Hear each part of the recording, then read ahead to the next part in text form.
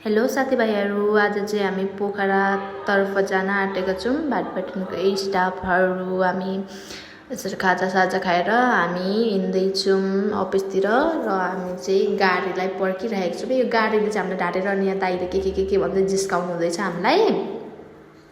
अनि मेरो साथीलाई चाहिँ काले देख्यो अरे, अनि राम्रो काम गरेर आउनु यता त्यता भन्दै आशिष दिइराख्नु भएको छ हाम्रो दाइले। हामी चाहिँ गाडी पर्खिँदा हामीलाई निन्द्रा लागेर मस्त राम चाहिँ होला भइसक्यो।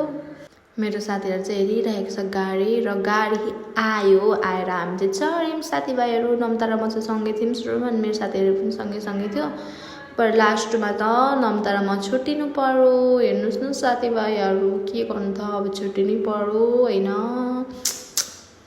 सबैको जोरी मेरो मात्रै बिजोरी थियो। हाम्रो साथीहरू मध्ये हामी डमकको टोली मध्ये चाहिँ, अनि भरे एकजना मेरो साइडमा बस्ने धन्न लेडी चाहिँ पढ्नुभयो, अनि ढुक्क भयो। मलाई चाहिँ अलिक कम्फर्टेबल भयो भनौँ न। उहाँ पनि एकदम मजाको फ्रेन्डली हुनुहुन्थ्यो। धेरै मजा आयो उहाँसँग यात्रा गरेर।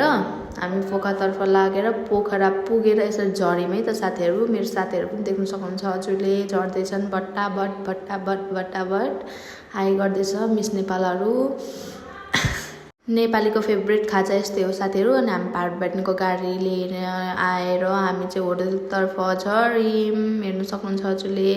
र हामी चाहिँ रुममा सामान राख्न जाँदैछौँ, हेर्नु सक्नुहुन्छ हजुरले। यसरी मेरो साथीमा चाहिँ हल्का नक्कल पार्दै र हाम्रो रुम हेर्नु सक्नुहुन्छ हजुरले। मेरो साथीले प्यालात्ता लडिसक्यो र फेरि एकैछिन रेस्ट गरेर हामी कुदिहाल्यौँ है अफिस, हेर्नु सक्नुहुन्छ हजुरले।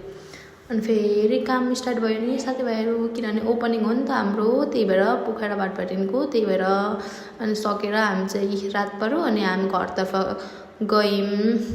यसरी जाँदैछौँ। मेरो साथीले हातै छोडेको छैन। धन्यवाद हजुरहरूलाई मेरो भिडियो हेरिदिनु भएकोमा, धेरै धन्यवाद। सब्सक्राइब गरिदिनु होला।